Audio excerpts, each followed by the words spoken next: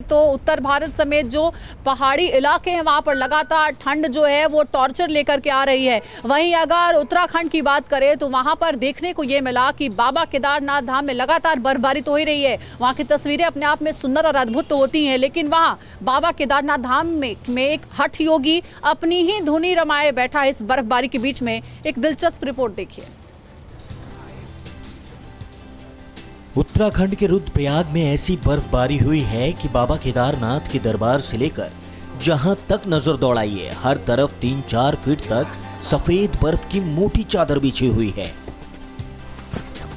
हिमालय पर्वत की गोद में बसे केदारनाथ धाम के चारों तरफ सफेद बर्फ की चादर से ढके पहाड़ सूरज की रोशनी में हीरे की तरह चमकते नजर आ रहे हैं।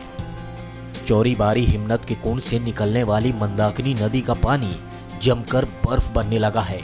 हड्डियों को गला देने वाली बर्फबारी के बीच केदारनाथ धाम के कपाट शीतकाल के लिए भले ही अप्रैल तक बंद हैं, हाड़ कपकपाती ठंड में बाबा केदारनाथ के दरबार के बाहर तपस्वी बाबा बलराम दास रोजाना ऐसी ही धुनी रवाएं पूजा पाठ और भोले बाबा की भक्ति में लीन नजर आते हैं। इसे प्रकृति का चमत्कार मानिए या हठ योगी साधु बलराम दास की बाबा केदारनाथ की भक्ति की शक्ति। भीषण बर्फबारी और हड्डियों को गला देने वाली बर्फीली हवाओं का बाबा की सेहत पर कोई असर नहीं पड़ता। हर साल ठंड के मौसम में केदारनाथ आने वाले बलराम दास पूरे दिन बाबा केदारनाथ की तपस्या में लीन नजर आते हैं और जब रात गहराने लगती है तो 2 किलोमीटर दूर गरुड़ चट्टी में विश्राम करने चले जाते हैं। रुद्रप्रयाग में हो रही भारी बर्फबारी से हिमकुंड की पहाड़ियां बर्फ की सफेद आवरण से ढकी नजर आ रही हैं। केदारनाथ के कपाट बंद हैं।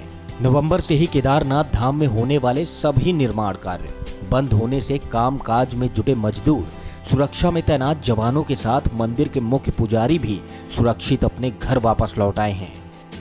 लेकिन बाबा बलराम दास की सेहत पर बर्फबारी का कोई असर नहीं हो रहा।